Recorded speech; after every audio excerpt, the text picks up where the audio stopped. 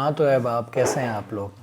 فاروق بشیر ایک دفعہ پھر آپ کی خدمت میں حاضر ہے ایک نئی ویڈیو کے ساتھ۔ ہم آپ کو بتا رہے تھے کہ قطب الدین ایبک کے بارے میں، اس کے بعد جو حکمران آیا نا اس کا نام تھا آرام شاہ۔ تو آرام شاہ جیسے نام سے مشہور ہے، وہ آرام پسند ہی زیادہ تھا اور وہ اپنی جو ہے نا سلطنت کا کافی خیال نہیں رکھتا تھا۔ تو اس کے بعد عمرہ وغیرہ نے انہوں نے ڈیسائیڈ کیا کہ اس کو ڈی تھرون کیا جائے، تو اس کی بجائے کوئی اچھا سا حکمران لے کے آیا جائے جو دہلی سلطنت کی ایکسپینشن بھی کرے اور ان کی تنخواہوں وغیرہ میں بھی اضافہ کرے اور ساتھ میں اپنے لوگوں کی بھی زیادہ کیئر کرے، کیونکہ یہ تو ساری دولت لٹائے جا رہا ہے۔ تو اس میں آپ کو جو ہم نے سوال چھوڑے تھے پیچھے کہ یوسف ثانی کون تھا، کیا واقعی وہ انڈیا میں آیا تھا؟ اگر وہ تھا تو اس نے یوسف ثانی کیوں کہا جاتا تھا؟ اور اس کے ساتھ ساتھ وہ کون تھا جس نے اپنے دہلی سلطنت کو اتنا زیادہ ایکسپینڈ کیا کہ قطب الدین ایبک کے مقابلے میں جتنی جگہ پہ وہ رول کرتے تھے اس سے 2 گنا زیادہ انہوں نے ایکسپینشن کی۔ اور اس کے ساتھ ساتھ ہم بتائیں گے کہ وہ کون سا انڈیا کا بادشاہ تھا جس نے منگولوں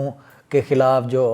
خوارزم شاہ تھا اس نے مدد مانگی تھی لیکن انہوں نے انکار کر دیا تھا۔ اگر انکار انہوں نے کیا بھی تو کس وجہ سے انہوں نے کیا تھا؟ اس سلسلے کو آگے بڑھاتے ہیں۔ آپ سب سے پہلے ایک درخواست ہے کہ اس چینل کو سبسکرائب کر لیں اور بیل آئیکن کو بھی دبا دیں تاکہ آپ کو ساری ہماری ویڈیوز ملتی رہیں، اور اپنے دوستوں کے ساتھ بھی لازمی شیئر کریں، اور کمنٹ سیکشن میں ہمیں بتائیں کہ آپ کو جو ہے نا قطب الدین ایبک یا ان سے پہلے جو تھے نا ان کی بایوگرافی اچھی لگی، اور ان سب میں آپ کا موسٹ فیوریٹ کون سا تھا وہ آپ ہمیں کمنٹ سیکشن میں بتائیں، اور جو آپ کی سجیشن ہے وہ بھی ہمیں بتائیں تاکہ ہم اسے بیٹر سے بیٹر کریں۔ تو دوستو، ترکستان کا جو ایک علاقہ ہے، مطلب ترکستان اس وجہ سے کہا جاتا تھا، ترک نسل کے لوگ یہ جو سینٹرل ایشیا ہے اور اس کے ساتھ ساتھ والے ایریاز میں کافی زیادہ پھیلے ہوئے تھے اور وہاں سے ہی جنگجو وغیرہ آتے تھے۔ تو ایک جو ہے نا ان میں اس ٹائم غلاموں کی ٹریڈ ہوا کرتی تھی، تو ایک غلام جس کا نام تھا وہ الباری ٹرائب سے تھا، جس کا نام تھا جو ہے نا شمس الدین جس کا نام تھا، اور المشہور سے ہم التتمش کے نام سے جانتے ہیں۔ تو شہاب الدین محمد غوری جو ہے نا قطب الدین ایبک کے ساتھ اس ایریاز کا انہوں نے چکر لگایا، تو باقی سارے انہوں نے غلام دیکھے اور کچھ لیے بھی سے، اور اس ٹائم ریوولٹ وغیرہ زیادہ چل رہے تھے، تو شہاب الدین غوری جو ہے نا وہ کافی غصے میں تھے اور مطلب ڈپریشن کا شکار تھے۔ تو ان کو لایا گیا جب شمس الدین کو بیچنے کے لیے، تو ریٹ اتنے زیادہ اس کے ماسٹر نے مانگے کہ وہ بہت زیادہ، پہلے سے وہ ڈپریس تھے اور وہ غصہ ہو گئے کہ انہوں نے کہا کہ مطلب ان میں ایسا ہے ہی کیا جو اتنے زیادہ آپ ریٹ مانگ رہے ہیں۔ تو اس نے کہا کہ اس ٹائم جو تھی نا غلاموں کی جو حیت دیکھ کے، شکل و صورت دیکھ کے کون کتنا قابل ہے، اور ساتھ میں یہ بھی دیکھا جاتا تھا کہ کون کتنا خوبصورت ہے، خوبصورتی کی بیس پہ نا ان کی قیمتیں لگا کرتی تھی۔ تو یہ جو تھے نا شمس الدین، یہ کافی زیادہ خوبصورت تھے، اس وجہ سے اس کی پرائس جو تھی باقی کافی غلاموں سے 2 سے 4 گنا زیادہ تھی۔ تو اس وجہ سے انہوں نے کہا کہ میں اسے نہیں لیتا، تو نہ میں خود لوں گا اور نہ کسی کو اس ایریاز میں لینے دوں گا، غزنی اور اس کے ساتھ والے ایریا۔ لیکن قطب الدین ایبک نے جب اسے دیکھا اور اس کی حیت دیکھی تو انہیں بہت زیادہ پسند آیا، تو اس نے درخواست کی شہاب الدین محمد غوری سے کہ میں نے اس غلام کو لینا ہے تو مجھے اجازت دی جائے۔ تو انہوں نے کہا ہے کہ چونکہ میں اپنی بات کر چکا ہوں تو آپ اس جگہ سے تو نہیں لے سکتے، ہاں ایسا ہے کہ آپ انہیں لے جائیں اس کے آقا کے ساتھ اور آپ اس کی ڈیلنگ کریں جا کے انڈیا میں، تبھی وہاں آپ لے سکتے ہیں، کیونکہ میں اپنی بات سے پیچھے نہیں ہٹ۔ تو چنانچہ ایسا ہی کیا گیا، شمس الدین کو لے جایا گیا پہلے انڈیا مطلب یہ ایریاز میں لاہور وغیرہ یہیں کہیں ساتھ، تو ادھر ان کی قیمت لگی، پھر ان کو خرید لیا گیا۔ کن کی طرف سے؟ قطب الدین ایبک کی طرف سے۔ اب قطب الدین ایبک کی جیسے ہی ڈیتھ ہوئی 1210 میں، تو اس کے بعد پھر ریوولٹ وغیرہ سٹارٹ ہو گئے، اور آرام شاہ جو ہے نا اس کو کنگ چنا گیا، لیکن وہ جیسے ہم پہلے بتا چکے ہیں وہ نام، جیسے ان کا نام آرام شاہ ہے، وہ آرام پسندی تھے، اور ان کے دور حکومت میں دہلی سلطنت اتنی پھلی پھولی نہیں تھی، تو عمرا نے فیصلہ کیا کہ اس کو ہٹایا جائے اور ایک اچھا سا قابل حکمران لایا جائے. تو ان کی نظر میں اور کوئی حکمران یا کوئی ایسا اچھا جو ہے نا پاورفل یا جنرل ٹائپ یا سپہ سالار کوئی بھی نظر نہیں آیا اور جو سمجھدار بھی ہو سوائے التتمش کے. تو انہوں نے التتمش کو چنا اور اسے جو ہے نا تخت پہ بٹھا دیا. اب التتمش جو تھے نا بیسیکلی وہ قطب الدین ایبک کے جو ہے نا سن ان لا تھے یعنی داماد تھے. ان کی بیٹی سے شادی اس وجہ سے ان کی ہوئی کہ جو ہے نا گکھڑ کی وار میں انہوں نے بہت اچھے کارنامے سر انجام دیے اور یہ بھی ان کی فوج میں ایک بہت بڑے سپہ سالار تھے. تو ان کی بہادری دیکھتے ہوئے قطب الدین ایبک نے اپنی بیٹی کا جو ہے نا رشتہ اسے دیا تھا. اس کے بعد جو ہے نا التتمش جیسے ہی تخت پہ بیٹھے تو انہوں نے پلاننگ سٹارٹ کر دی اور اس کے علاوہ اس نے اپنے اچھے وزیر مطلب جو سمجھدار وزیر تھے ان کو اپنے ساتھ ملایا اور جس کی وجہ سے انہیں ایک اس چیز کا فاؤنڈر بھی کہا جاتا ہے کہ چالیسہ انہوں نے فاؤنڈ آؤٹ کیا. تو چالیسہ مین کہ 40 ایسے وزراء شامل تھے اور پارلیمنٹ میں جیسے ان کی مجلس شورا انڈیا میں پہلی دفعہ انہوں نے سٹارٹ کی. تو وہ بڑے قابل ترین بندے تھے اور انہیں وہ اچھے مشورے دیا کرتے تھے ان کی سلطنت کو بڑھانے میں. تو ہوا بھی ایسا کہ اس کے بعد جو ہے نا اس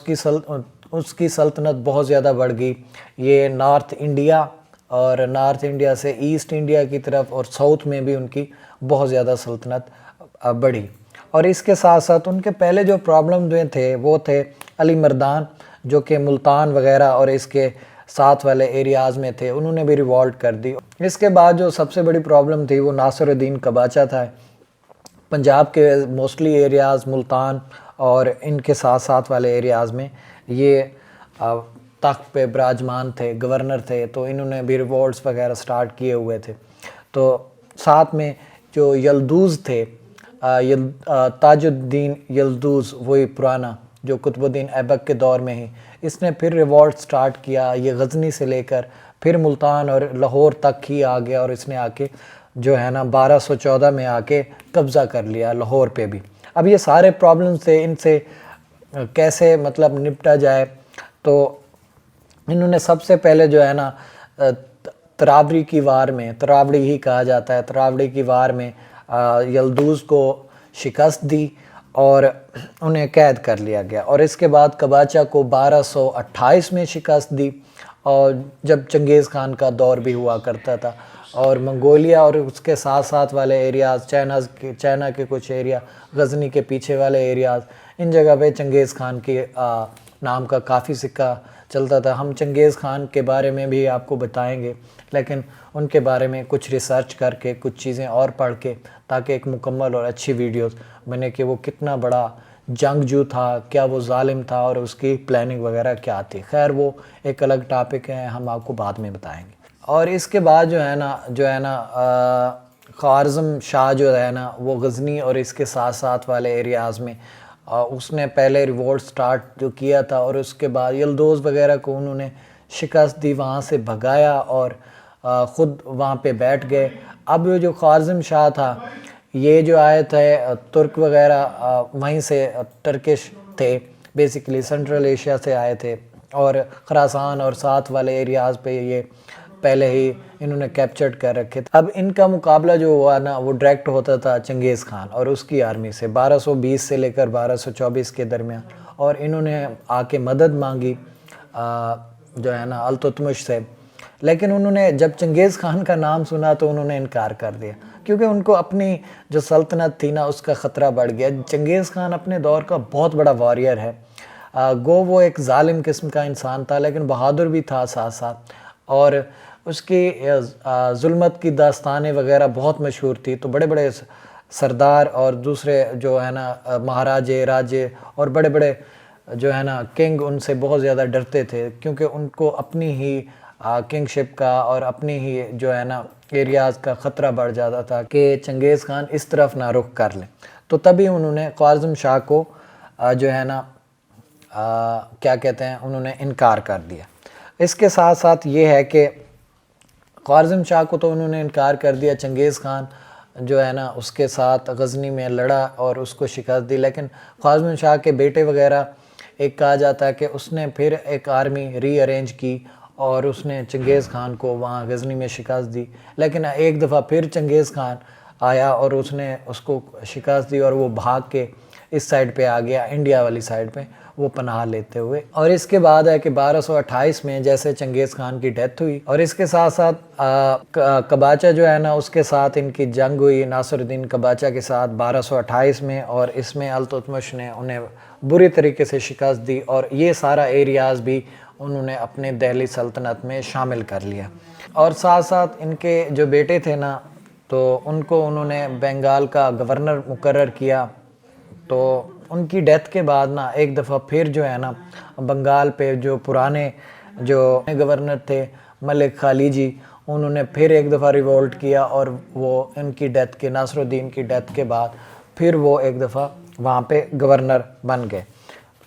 اور اس کے بعد جو ایک اور وار ہوئی وہ تھی وار آف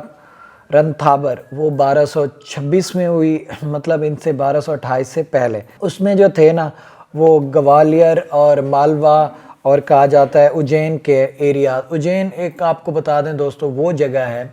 جہاں پہ ان ہندو مذہب کے مطابق ان کا سب سے پہلا جو تھا نا مندر وغیرہ لارڈ شیوا کا تھا، اور ان کا التتمش کا ماننا ہے تھا کہ اس میں جو ہے نا ہندو جو ہے نا مسلمانوں کے خلاف سازشیں وغیرہ کرتے ہیں۔ ابھی نئی کیونکہ ان کی حکومت ہوئی تھی، پہلا جو مسلم جو آفیشلی جو تھا نا مسلم سلطنت کی بنیاد قطب الدین ایبک رکھ کے گئے، ابھی تھوڑی سی ویک تھی، اور ان کے بعد کچھ انہوں نے مضبوط کی، اور جو سلطنت تھوڑی مضبوط ہو رہی ہوتی ہے اس کے خلاف سازشیں وغیرہ بھی ویسے زور پکڑ جاتی ہیں، تو یہ نہیں چاہتے تھے ان کی سلطنت ان کے ہاتھ سے چھوٹ جائے۔ ان کے بعد جو ہے نا انہوں نے اس کو بھی فتح کیا، اور 1229 میں انہوں نے ڈیسائیڈ کیا کہ